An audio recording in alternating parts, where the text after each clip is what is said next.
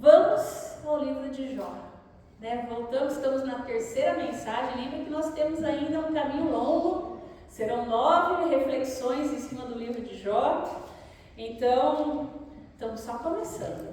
Então, nós vamos ler hoje para a nossa reflexão Jó 2, de 1 a 13. Jó 2, de 1 a 13, diz a palavra do Senhor. Num dia em que os filhos de Deus vieram apresentar-se diante do Senhor, veio também Satanás entre eles apresentar-se diante do Senhor. Então o Senhor perguntou a Satanás: de onde você vem? Satanás respondeu ao Senhor: de rodear e passear, de rodear a terra e passear por ela.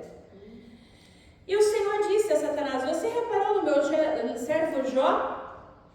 Não há ninguém como ele na terra. Ele é um homem íntegro e reto que teme a Deus e se desvia do mal. Ele ainda conserva a sua integridade, embora você me incitasse contra ele para destruí-lo sem motivo. Então Satanás respondeu ao Senhor: pele por pele. Um homem é capaz de dar tudo o que tem pela sua vida. Mas estende a tua mão e toca nos ossos e na carne dele para ver se ele não blasfema contra ti na tua face. Então o Senhor disse a Satanás: você pode fazer com ele o que quiser, mas poupe-lhe a vida. Então Satanás saiu da presença do Senhor e feriu Jó com tumores malignos, desde a planta do pé até o alto da cabeça. Jó, sentado em cinzas, pegou um caco de barro para ele raspar as feridas. Então a mulher dele disse: você ainda conserva a sua integridade? Amaldiçoa a Deus e morra. Mas Jó respondeu: você fala como uma doida.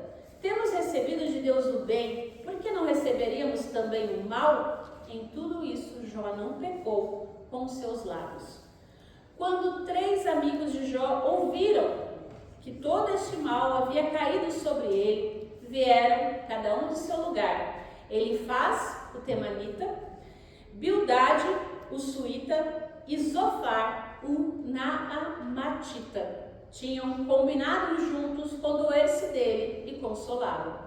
De longe eles levantaram os olhos e não o reconheceram. Então ergueram a voz e choraram. E cada um, rasgando o seu manto, lançava pó ao ar sobre a cabeça. Sentaram-se com ele no chão durante 7 dias e 7 noites. E ninguém lhe disse uma só palavra, pois viam que a dor era muito grande. Palavras do Senhor. Nós temos a percepção, e não é só impressão sua, que esse segundo capítulo começa muito parecido com o primeiro capítulo, Parece até que a gente copiou e colou e alguma coisa estava errada, Seres celestiais se apresentam diante de Deus mais uma vez. E nós temos aí claramente a demonstração, mais uma vez, da soberania absoluta de Deus. É Ele quem preside o conselho. Não se esqueça, é Ele quem convoca, é Ele quem questiona, é Ele quem define limites. Satanás aparece entre eles. Satanás não é igual a Deus. E isso é importante a gente sempre ressaltar, porque o que significa isso? Submissão. Então, ele só entra na presença porque Deus permite. E ele só fala com Deus porque é Deus quem pergunta. Não se esqueça disso. E ele só age porque Deus autoriza. Ele é um inimigo real, mas é importante lembrar que ele não é um agente autônomo. E a gente sempre vai reforçar isso. Ele é sempre um ser limitado, subordinado e derrotado. E aí, vamos lá. Jó, então, Deus elogia Jó, expondo a mentira que Satanás tinha colocado. O que ele falou? Observaste o meu servo Jó? Porque ninguém há na terra como ele. Deus. E esse é um dos momentos surpreendentes do livro. Eu não sei se você percebe, mas Deus está elogiando Jó. Ele elogia. Deus não apenas reconhece a integridade de Jó, mas ele defende a sua integridade diante da acusação de Satanás. Porque o que Satanás tinha dito? Lembra? Ah, Jó só te serve porque o Senhor protege e abençoa ele. E a gente viu a semana passada a primeira onda de sofrimento. Jó então perde tudo, né? Seus filhos, seus bens, e de repente Deus declara: olha, Jó continua íntegro.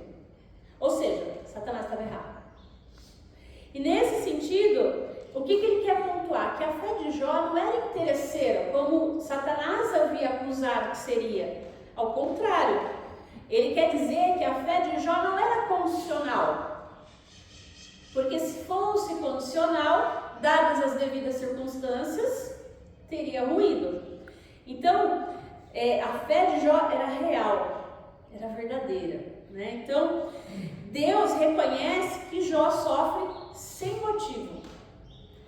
Embora tu incitaste-me contra ele sem motivo, Deus fala, né? E essa frase, ela tem um sentido teológico profundo, porque sem motivo não significa sem propósito. É importante a gente ressaltar isso, tá? Lembre-se que não havia específico em Jó pecado na vida de Jó que justificasse esse sofrimento, tá? Lembre-se que nós deixamos claro que o sofrimento de Jó também não era uma disciplina corretiva de Deus.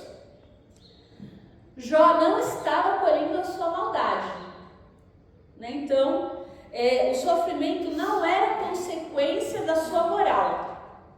Não tinha nada disso. Deus tem propósito, mas Jó não tem culpa no seu sofrimento. Isso a gente deixou claro semana passada. Porque isso prepara o terreno para uma das grandes mensagens do livro. E guarde para você, qual é a mensagem aqui principal? A integridade pode ser testada mesmo quando não há pecado envolvido.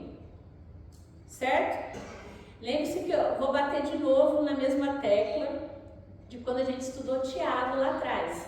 Nós entramos no sofrimento com a nossa teologia, ou seja, com aquilo que a gente entende de Deus, com aquilo de quem a gente entende que Deus é, e que toda a nossa fé é construída no dia bom. Lembre-se que o livro começa com Jó no dia bom. E o que ele fazia no dia bom? Buscava a Deus, oferecia sacrifício, estava lá junto com o Senhor. Então é importante isso. Por quê? Aqui o livro deixa claro o quê? Que não existe pecado em Jó para o seu sofrimento. O que vai desmistificar mais para frente, vamos dar um spoiler dos próximos capítulos, a questão da teologia retributiva. Se eu faço bem, eu recebo bem. Se eu faço mal, eu recebo mal. Que é muito comum no nosso meio até hoje, convenhamos. A gente sempre escutou, tá vendo? Tá pagando. Mas às vezes, no caso de Jó aqui, coitado, nem pagando ele tá, porque ele não tá devendo. Então é importante a gente pensar sobre isso, tá? Isso a gente vai conversar melhor mais pra frente, mas é importantíssimo. Isso é uma das coisas muito importantes para a gente guardar sobre o livro de Jó. A nossa integridade, assim como a de Jó, pode ser testada mesmo quando não há pecado envolvido. Então vamos voltar ao texto aqui. O versículo 4 e 5 vai apresentar para a gente a segunda acusação de Satanás. Porque a primeira qual foi? Olha, ele te serve, ele acredita em você porque o Senhor abençoou ele. Agora o diabo fala, pele por pele. Tudo que o homem tem, dará pela sua vida. Ou seja, essa é uma expressão bem antiga e até difícil, mas ela tem um sentido claro pra gente. Satanás afirma que ninguém permanece fiel quando o sofrimento atinge o corpo. Você atingiu os amados dele, agora eu quero ver a hora que for como ele próprio. Aí a coisa muda, né? Porque a gente vê no capítulo 1, Jó perdendo os bens, perdendo os filhos. Agora Satanás disse, isso não prova nada. Toca no corpo dele, ele vai te amaldiçoar. Qual é a lógica de Satanás? Que o ser humano é egoísta. Que a fé, ela é interesseira. E que a integridade, ela é superficial. Porque na hora que realmente a dor física acontece, ela vai revelar o caráter dele. Ele está enganando. E é interessante porque aqui a gente tem aqui um coração daquilo que a gente chama de batalha espiritual. Satanás não está apenas atacando Jó. ele está atacando a própria ideia de que a fé pode ser verdadeira. Se Jó cair, Satanás vai vencer o argumento. Se Jó permanecer, Satanás é desmascarado. Basicamente é essa a lógica. Então, Deus permite, mas ele limita, né? Ele diz a Satanás: eis que ele está em teu poder, mas poupa-lhe a vida. Pode fazer o que você quiser, mas você não mata Jó. E esse versículo é fundamental para a gente construir uma teologia sadia no sofrimento. Porque Deus permite o ataque, ou seja, o sofrimento não é aleatório, né? O sofrimento não está fora de controle, e o sofrimento não é uma iniciativa autônoma de Satanás. Eu quero ver Jó sofrer então. Não. Deus é que coloca os limites. Satanás então não pode tirar a vida de Jó. Esse é o limite. Deus define até onde o mal pode ir, né? Então Deus continua soberano mesmo quando permite a dor. E o limite imposto por Deus mostra que o sofrimento é medido, controlado e intencional. O sofrimento é medido, controlado e intencional. E a pergunta que ecoa, então, a partir disso é: que fé, né, permanece quando o corpo grita, quando o coração sangra e quando o mundo se cala? É o que a gente vai ver hoje. E eu queria tratar, então, em 4 partes. A primeira e a segunda vai falar sobre a dor física e o isolamento social, e depois a pressão das pessoas mais próximas e a integridade nossa e de Jó e nossa, consequentemente, sob pressão. Então, primeiro, a dor física. O corpo como campo de batalha, que é o que a gente pode ver muito bem aí no versículo 7 e 8, né? O versículo 7 a gente tem um ataque ao corpo. Então Satanás sai da presença do Senhor e vai lá ferir Jó com úlceras malignas. E aqui começa então a segunda onda de sofrimento de Jó, agora no corpo. E é importante ressaltar que essa dor física, ela é extrema. Úlceras malignas, né? Da planta dos pés até o alto da cabeça, sem descanso, sem cura, sem explicação.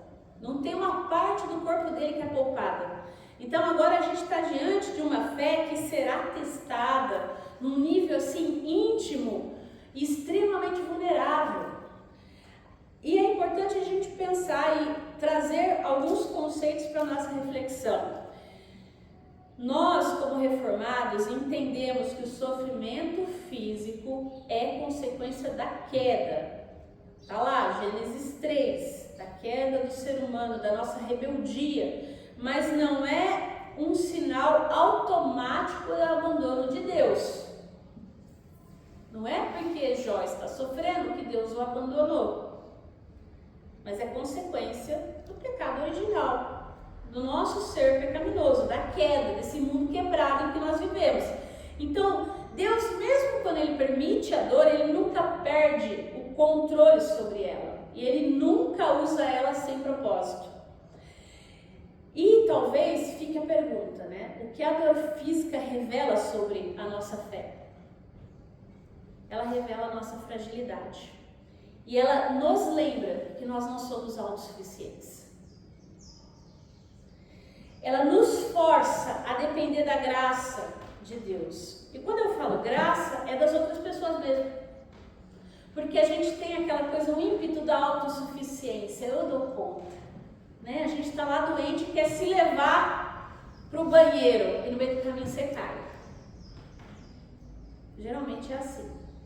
Já tivemos, infelizmente, vários de nós essa experiência. Ou seja, a dor física nos ensina que a fé não é apenas intelectual, como muitos pensam, só racional. Ela é encarnada. Ela está também no nosso corpo.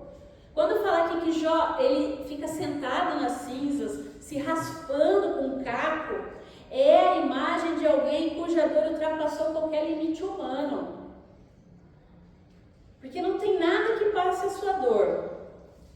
Não tem. O que ele faz? Ele senta, o único consolo que ele tem é coçar a ferida.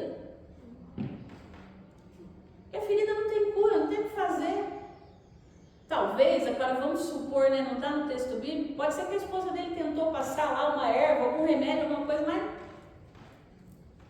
é raspar com caco. É o que solucionou naquele momento. É o pouquinho de refrigério que ele tem. Ainda assim, a sua fé não se desfez. Depois a gente vai ver aí o isolamento social, a solidão que acompanha o sofrimento. Jó, ele é deslocado para fora da cidade, certo? O texto diz que ele se sentou entre cinzas em um lugar que a gente pode associar claramente com exclusão social, com impureza ritual, com vergonha pública, né? Com sofrimento extremo sobre o seu corpo. E esse deslocamento não é só geográfico, tá? Mas relacional. Jó se torna alguém difícil de olhar, difícil de compreender, difícil de acompanhar. E isso é parte da profundidade da queda. O sofrimento não apenas fere o nosso corpo físico, mas ele rompe vínculos. A dor profunda, ela nos isola, porque as pessoas não sabem como reagir. Quantas vezes chegamos diante de pessoas sofrendo e a gente não sabe o que falar, o que fazer? Porque a vulnerabilidade exposta desse jeito, como estava com Jó, assusta. O sofrimento prolongado, ele cansa quem está ao redor. Cansa quem cuida, cansa quem está sofrendo, porque a dor extrema, ela cria uma sensação de não pertencimento.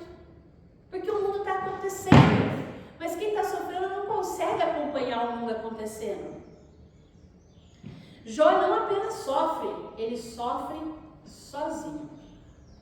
E eu reforço, mais uma vez, o isolamento não significa a ausência de Deus.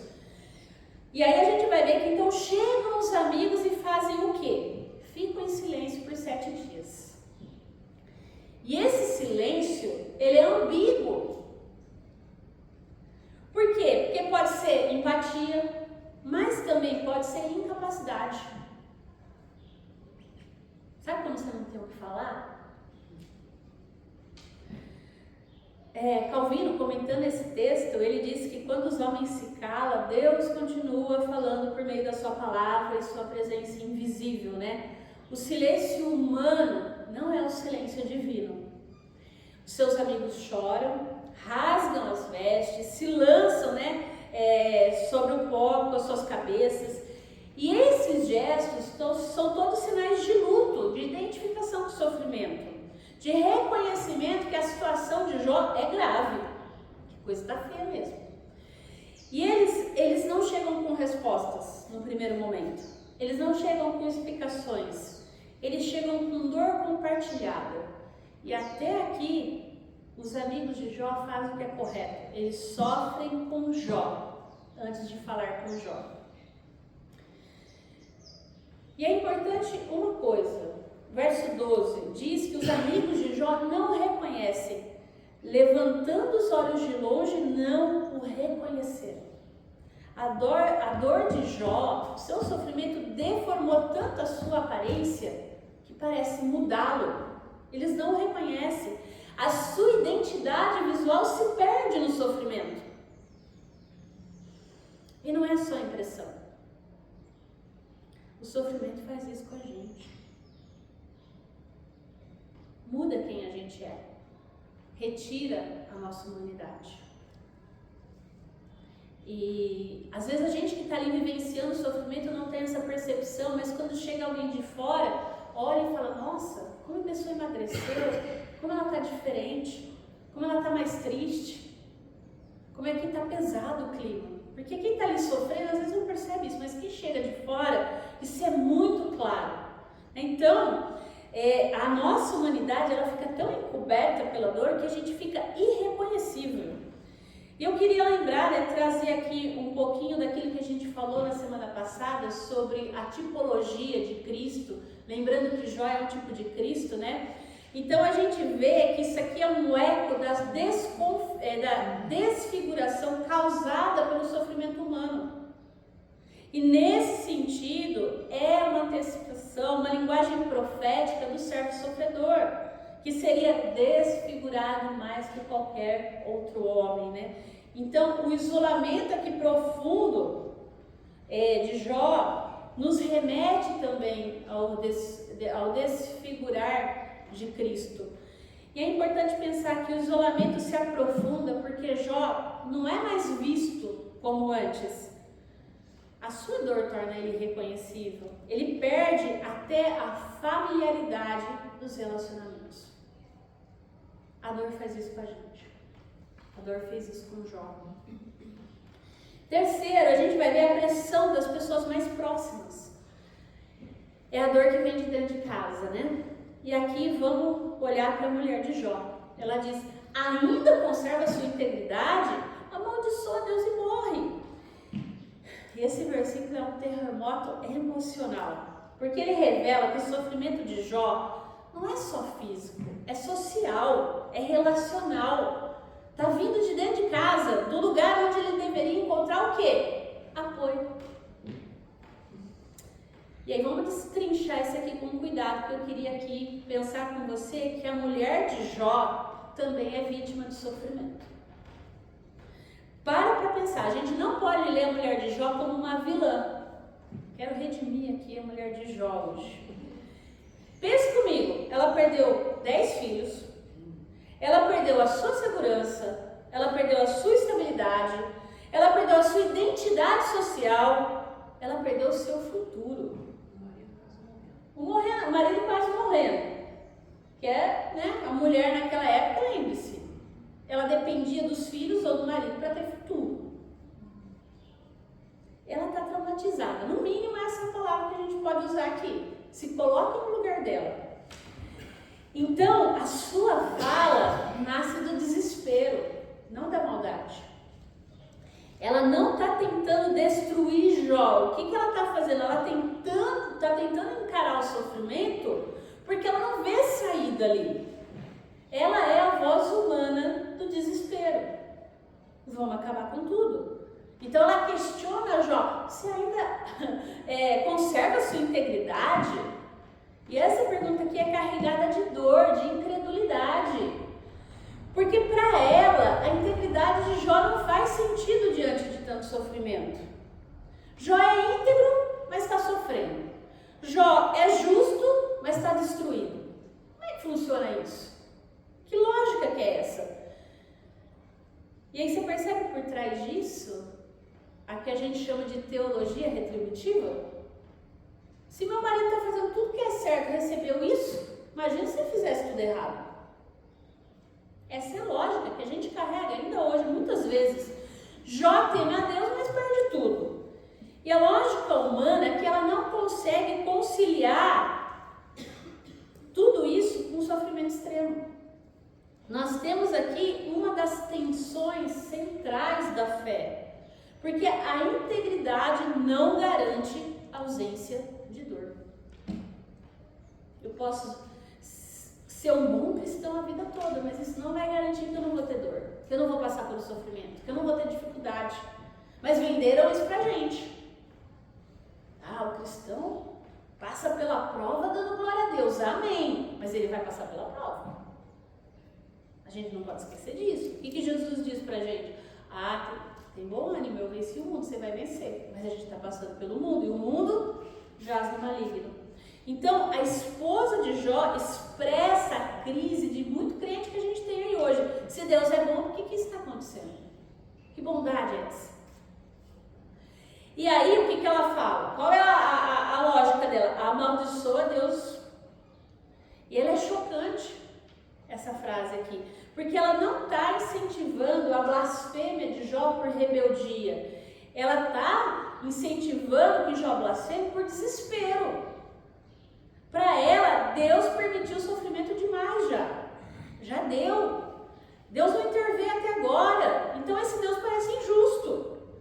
Deus, na verdade, parece ausente. O que é tudo isso, né? A tentação aqui é abandonar Deus quando parece que Deus abandonou você. E a gente tem aqui, né? Eu vou usar esse termo aqui, o que a gente pode chamar de teologia da retribuição ferida, tá? Se Deus não recompensa o justo, então ele não é confiável. Basicamente é isso. Se Deus não protege quem é fiel, então ele não merece fidelidade. É isso. É uma ferida de quem acreditou sempre a vida toda que se eu sou fiel e se eu fizer tudo certo, Deus me abençoe. E de repente, Deus não me abençoa mais? Como é que é isso, né? E ela termina falando, e morre. Essa é uma frase dura aqui pra gente, né? Porque ela não está desejando a morte de Jó por crueldade. Ela está desejando a morte de Jó por escape. Para ela, a vida de Jó não é mais vida. A dor é insuportável, a existência se tornou tortura e a morte parece misericórdia. E é a fala de alguém que não vê o horizonte. E todos nós já tivemos em algum momento nesse lugar. Eu já estive. Jó está ferido no corpo, está isolado socialmente, está desfigurado, silenciosamente observado pelos amigos. Agora, ele é ferido no coração. A esposa, sua parceira, sua companheira, sua aliada, se torna a voz da desistência. Então, a dor agora vem de quem deveria ser fonte de consolo. E nesse sentido, é que a integridade sob pressão vai mostrar que a fé verdadeira não desiste. O que Jó fala para ela? Falas como uma louca. Você está falando que nem alguém doido. E eu queria olhar aqui com você que Jó não ataca a esposa. Ele confronta a lógica dela. Porque Jó não diz, você é louca, né? O que ele está dizendo? Você está falando como alguém que perdeu o juízo. Ele não está chamando ela de louca. É uma correção que ele faz e não uma agressão. Jó não responde com agressividade. Ele não humilha a esposa. Ele não a acusa. Ele responde com firmeza, mas não com crueldade. Consegue visualizar isso? Ele mantém a sua integridade porque ele sabe que Deus é soberano, mesmo quando a vida parece caótica. Por que isso é importante aqui? Porque Jó reconhece que a esposa está sofrendo. E mesmo ele ferido, ele não quer feri-la mais ainda. Ele entende que o desespero distorce a visão dela. E o desespero pode distorcer também a nossa visão. Ele não responde com violência emocional. Ele poderia ter toda justificativa para isso. Porque afinal, o que a gente vê muitas vezes? Que quem está ferido, fere. Jó está ferido. Seria justificável ele ferir alguém. Só que a gente vê aqui que não. Ele protege a relação mesmo ferido. Jó demonstra aqui uma sabedoria emocional rara. É assim, é surpreendentemente surpreendente, né? Porque ele confronta a fala dela, não a pessoa dela. Aqui a gente pode dizer que ele realmente tem uma fé verdadeira e, além de tudo, extremamente madura, porque ela não se torna amarga quando é questionada. É surpreendentemente. E o que ele fala? Se a gente tem recebido de Deus o bem, isso mostra que Jó consegue olhar para trás e reconhecer que Deus o abençoou no passado. Deus sustentou ele, Deus deu filho, Deus deu saúde, Deus deu honra, Deus foi generoso. Ele não permite que o sofrimento apague a bondade passada de Deus. Não é porque Deus era bom e de repente ele não é mais. Ele reconhece que Deus foi bom. Então a fé não interpreta Deus apenas pelo momento atual. Uma fé madura, verdadeira, não é pelo momento atual.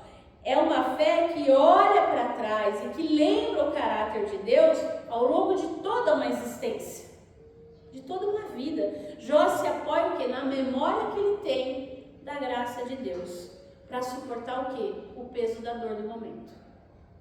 Ele não esquece quem Deus foi até aqui. Ao contrário, ele traz isso para ele poder suportar a dor daquele momento. E aí ele fala, se a gente recebeu bem, por que a gente também não receberia o mal?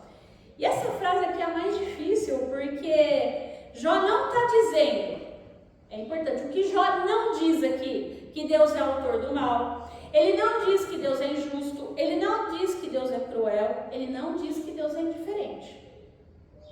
O que ele está dizendo? Olha, que Deus é soberano sobre tudo.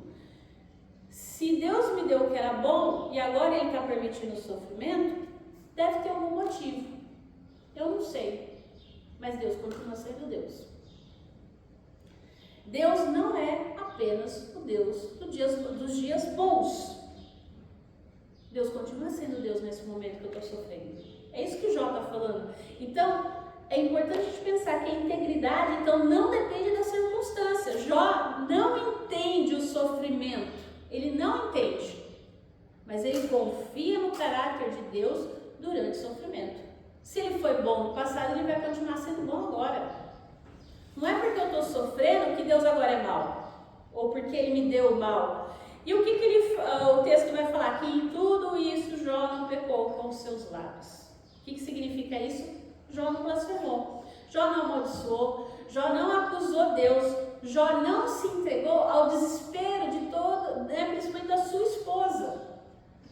Jó não distorceu o caráter de Deus por causa do sofrimento. Ele sofre, mas ele não peca. Ele chora, mas não amaldiçoa. Ele é pressionado, bota pressão nisso, né? Mas ele não cede. Ele é ferido, mas ele permanece fiel.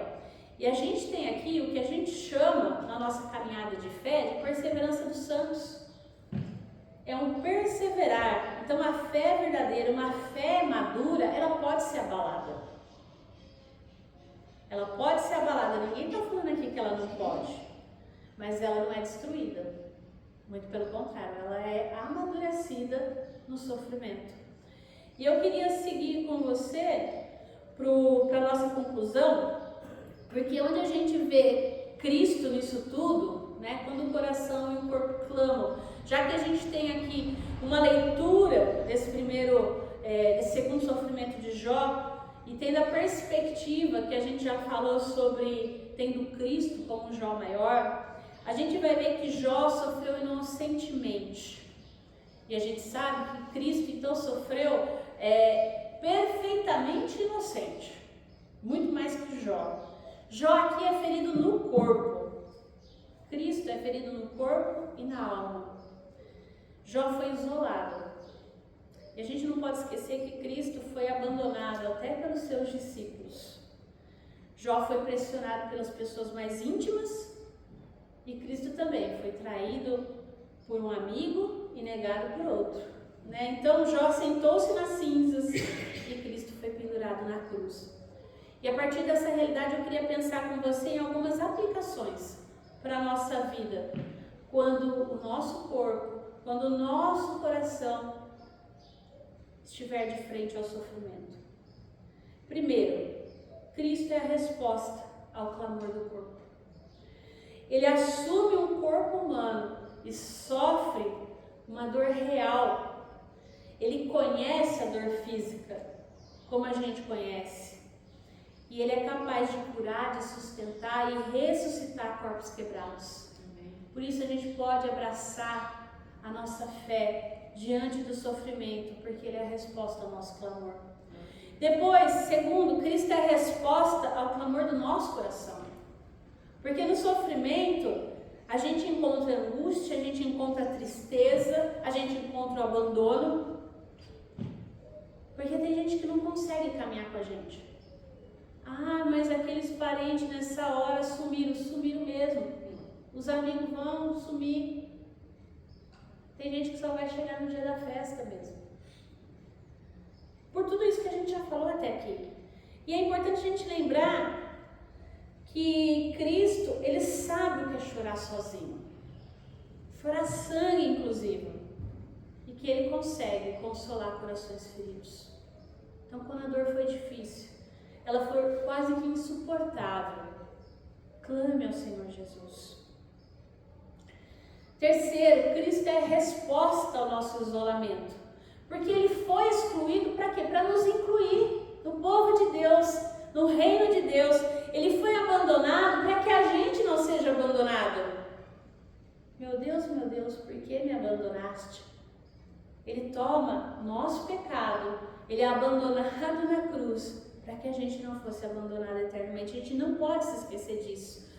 Porque Ele diz e Ele prometeu que eu estaria convosco todos os dias, até a consumação dos séculos. E nesse sentido é importante a gente lembrar que Cristo é a resposta à pressão daqueles que estão perto de nós, dos mais íntimos, né? Ele permanece fiel quando todos ao redor vão falhar. E talvez a gente também falhe. Ele intercede por nós quando a nossa fé vacila, porque ela pode vacilar. E Deus não tem problema nenhum com o vacilo da nossa fé, com as nossas crises de fé, com os nossos questionamentos. E a gente precisa fazer isso, né? A presença dele realmente fala: Senhor, sustenta a minha integridade. Eu não quero blasfemar contra o Senhor. Me ajuda nessa hora, porque está difícil. Esses parentes falam demais. Esse povo que não sabe o que quer, que às vezes até confunde a gente na hora do sofrimento. E por último, Cristo é a resposta final ao sofrimento. A gente não pode esquecer. Se o sofrimento tem limite, uma hora ele vai acabar. A gente não sabe como ele vai acabar. Porque aqui tudo indica que Jó provavelmente ia morrer. A gente já sabe que no final da história não é isso que acontece nessa saga, né? No sentido do que vai ser evoluído. Mas a gente sabe o que vai resultar o nosso sofrimento? Passamos aí pela pandemia, vou trazer uma memória de 6 anos atrás. Quantas pessoas a gente viu que estavam teoricamente bem e morreram, e quantas estavam muito bem e faleceram do nada? A gente não sabe o resultado do nosso sofrimento nesse momento. O que a gente sabe e que a gente deve olhar é para quê? Ele serve para honra e glória do Senhor, ele tem um propósito. Ele pode não ter um motivo, mas ele tem um propósito. E nesse sentido, então, se todo sofrimento tem fim, a gente sabe que em última instância, se o sofrimento momentâneo resultar numa morte física, a gente sabe que ainda lá na frente, na ressurreição, Cristo vai tirar a gente dessa morte. Porque ele venceu a morte, ele ressuscitou. E não só isso, ele ascendeu, então ele reina sobre todas as coisas. Então, na consumação dos séculos, o que a palavra diz? Que ele enxugará do nosso rosto toda lágrima. Não vai haver mais dor, não vai haver mais sofrimento, não vai ter mais morte. Então, em última instância, se esse sofrimento momentâneo resultar na morte das pessoas que a gente ama, ou na nossa própria, ainda assim, a gente tem motivo para descansar no Senhor. Porque Cristo é a resposta final para todo sofrimento. Esse é o motivo da nossa esperança. Então, quando o corpo e o coração clamarem, não se esqueça, Cristo responde. Jó ensina para a gente aqui que a fé sob pressão não é uma fé que entende tudo. A gente não consegue entender um monte de coisa. Já diria Deuteronômio 29, tem coisa que é mistério, que não vai ser revelado para a gente. O que é mistério pertence ao Senhor, não pertence ao ser humano. Então tem coisa que a gente não vai entender. Mas uma coisa que a gente não pode deixar de lado é que Deus está conosco. Então, a gente pode não entender tudo, mas a nossa fé precisa recusar a desistir. Ela pode ser questionada, ela pode vacilar, mas ela precisa lembrar que Deus é soberano, que Ele é sábio, que Ele é bom, mesmo quando o sofrimento é inexplicável. Mesmo quando eu não entendo por que aquele diagnóstico veio. Mesmo quando eu não entendo por que a febre voltou. Se eu tomei a medicação, se eu fiz tudo certinho. E Cristo nos mostra que Deus não apenas observa o nosso sofrimento. E aqui eu queria pensar com você sobre isso. Cristo não observa, Deus não observa o nosso sofrimento de longe. Nós temos toda a revelação da palavra. Deus entra na história e Deus entra no sofrimento com a gente. Cristo entra conosco. Ele ajuda a gente a carregar o sofrimento. E eu queria finalizar nossa mensagem com essa frase do Tim Keller, que ele fala assim: Cristo não sofreu para que você não sofresse. Ele sofreu para que quando você sofrer, se torne como Ele. Não se esqueça disso. Cristo não sofreu para que você não sofresse. Ele sofreu para que quando você sofrer, se torne como Ele. Que a gente possa, então, quando as coisas ficarem difíceis, quando o corpo clamar, lembrar que Cristo cura. Quando o coração clamar, lembrar que Cristo consola. E quando o mundo se calar diante de nós, que Cristo fala aos nossos corações. E quando a nossa fé vacilar, que Ele nos sustenta. Amém. Que Deus assim nos ajude, que Deus assim nos fortaleça em nome do Senhor Jesus. Amém? Amém. Nós vamos cantar o mesmo hino da semana passada. E quem veio preparado nessa hora com os dízimos e ofertas pode trazer à frente. Nós vamos cantar, depois nós vamos orar, colocar diante do Senhor as nossas lutas, as nossas dificuldades.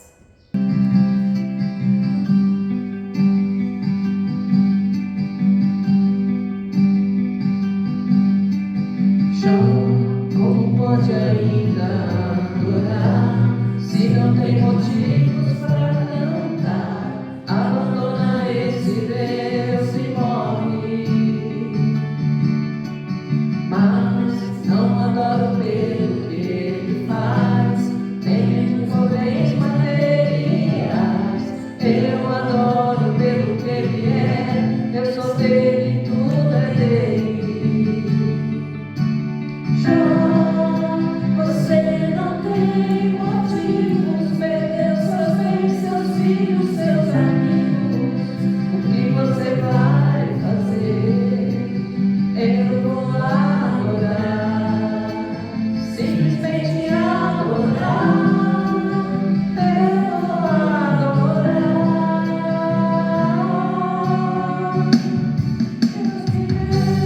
Eu sou bendito seja o nome do Senhor. A Ele a glória, a Ele a honra e o louvor.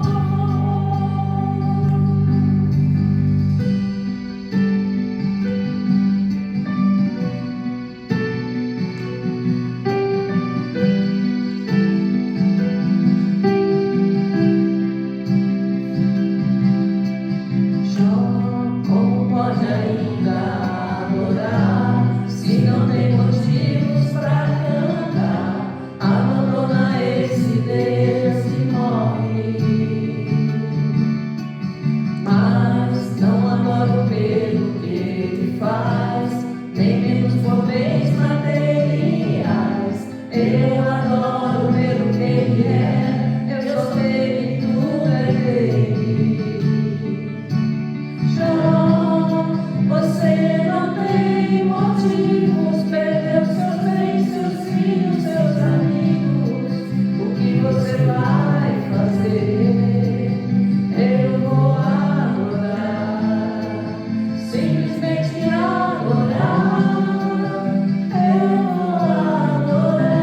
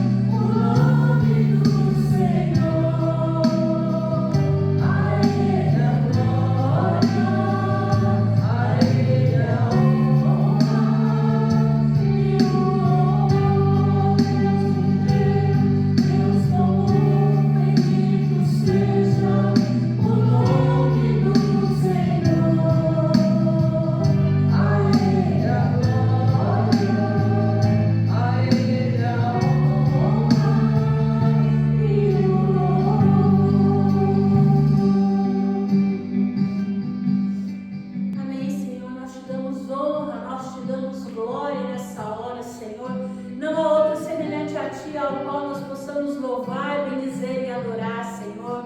Santo Deus, Pai de misericórdia, Deus de todas as consolações, o Senhor que reina soberano sobre todas as coisas, ó Deus, nos céus, na terra e até sobre aquilo, Senhor, que nos fere, que nos machuca. Nós chegamos a Ti nessa hora, Pai, em humildade, em confiança, Senhor. Assim como o Senhor declarou para Jó, ele ainda conserva a sua integridade, e como a Tua palavra diz, Senhor, que ele sofreu sem motivo.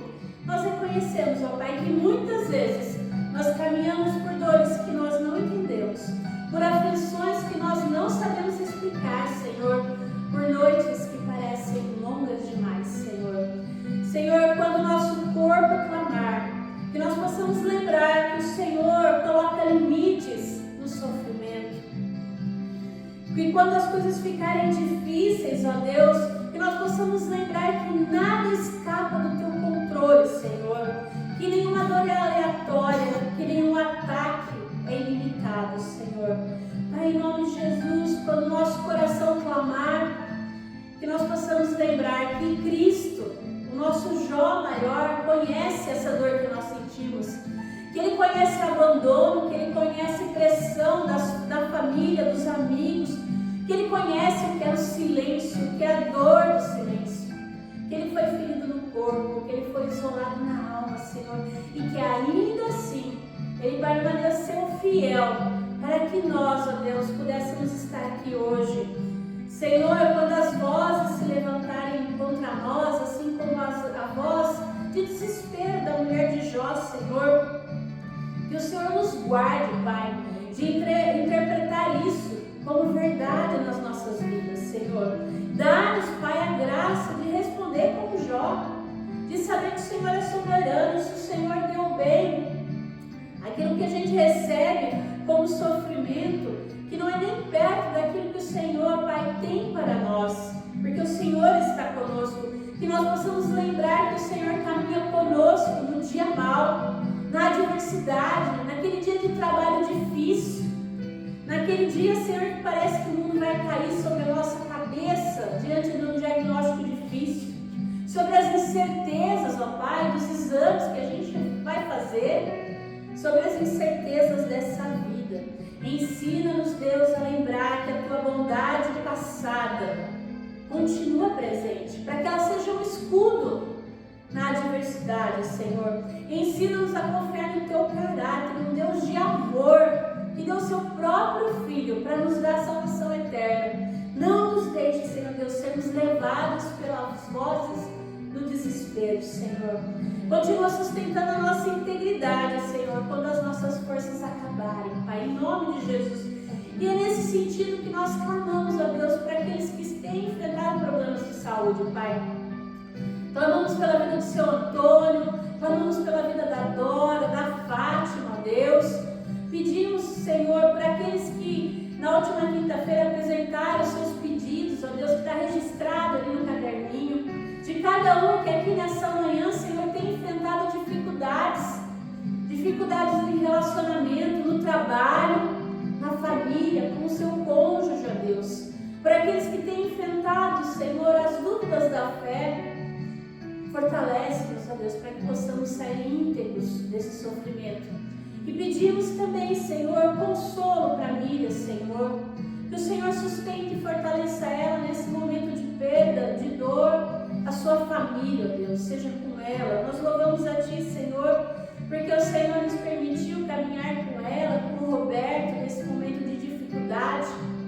Que o Senhor continue fortalecendo ela, Senhor, e dando sabedoria agora, Senhor, que ela caminha, Senhor Roberto. Que nós possamos ser, ó Deus, as mãos que ela precisa, o abraço que ela precisa, a lágrima, o sorriso que ela precisa nesse momento, Senhor, para enfrentar o luto.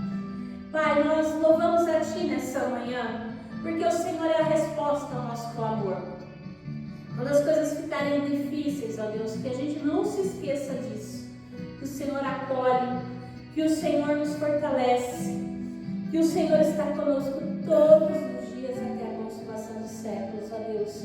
Intercede por nós quando a gente vacila. que o Senhor é advogado fiel na presença de Satanás, ó Deus. Ele pode nos acusar, ele pode querer, Senhor, trazer dúvidas ao nosso coração, mas ele não tem a resposta final, ó Deus. Mesmo que sejam migalhas da tua misericórdia, assim como a mulher cananeia recebeu, é o suficiente para nos livrar, para nos fortalecer. Por isso nós te damos graças, Pai. Que o teu Espírito Santo nos dê perseverança semelhante à de Jó, Senhor. Uma fé que não entende tudo, mas que se recusa a desistir, Senhor. Nós te damos graças. Que nós possamos chorar sem blasfemar, Senhor. Que nós possamos sofrer sem abandonar o louvor, a adoração, Senhor. Que toda a honra, que toda a glória, que todo o louvor sejam dados a Ti, Senhor.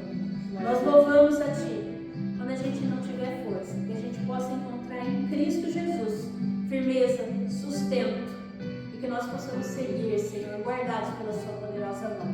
Nós oramos a Ti, certo do Teu amor e do Teu cuidado.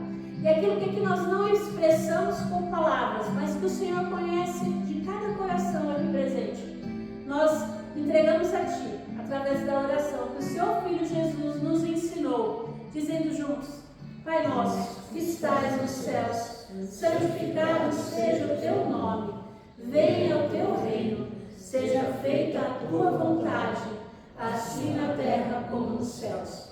O pão nosso de cada dia nos dai hoje, perdoa as nossas dívidas, assim como nós perdoamos aos nossos devedores, e não nos deixes cair em tentação, mas livra-nos do mal, pois Teu é o reino, o poder e a glória para sempre. Amém. Irmãos e irmãs, receba a bênção, que a graça do nosso Senhor Jesus Cristo, o amor de Deus Pai, a comunhão, as consolações e a companhia do Espírito Santo seja com você, com a sua família e com todo o povo de Deus espalhado pela face da terra, hoje e sempre.